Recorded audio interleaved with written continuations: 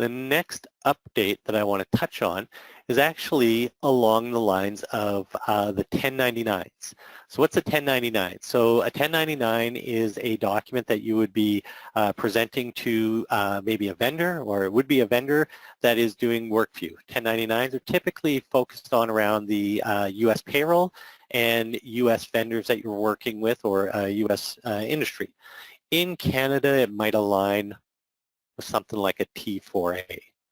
So in fact, we often have clients that we work with that are like, well, Marvin, I'm not using Canadian payroll, but I do have vendors that I have to issue T4As for. I want to be able to group them and gather them together. Well, easily enough, if I just go over to my purchasing screen, and if I just go down into my vendor card here, I have the ability to say, you know what, here's one of the vendors, Ace Travel. Under the options here, this is where you can say that they are either not a 1099, so not a 1099 is the default, but you can pick whether they're non-employee compensation, the standard box. So for those using 1099s, great feature.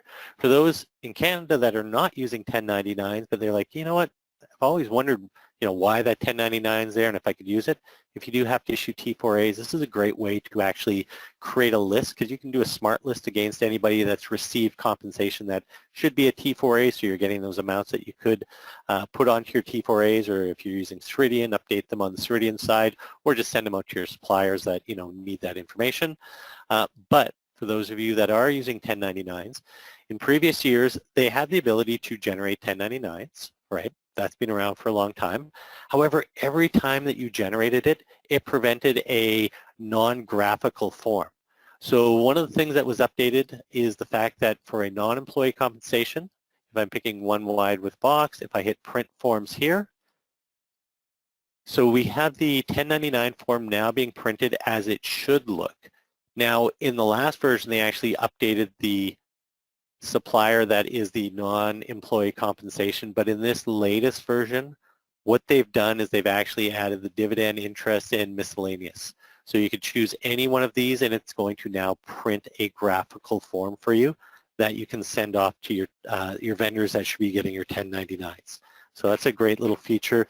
And once again, it's one of those, when they rolled it out the first time and only made the non-employee compensation, there was a number of requests that went through going, hey guys, why haven't you made this for all of the different forms? And I guess they just didn't think about it. Since they voted on it, people voted on it, they've actually added that functionality. So on the latest build, you'll actually have that laser form that comes out, and it's going to look like a graphical form rather than just boxes without any lines or fields presented on them. What a great overview, Marvin.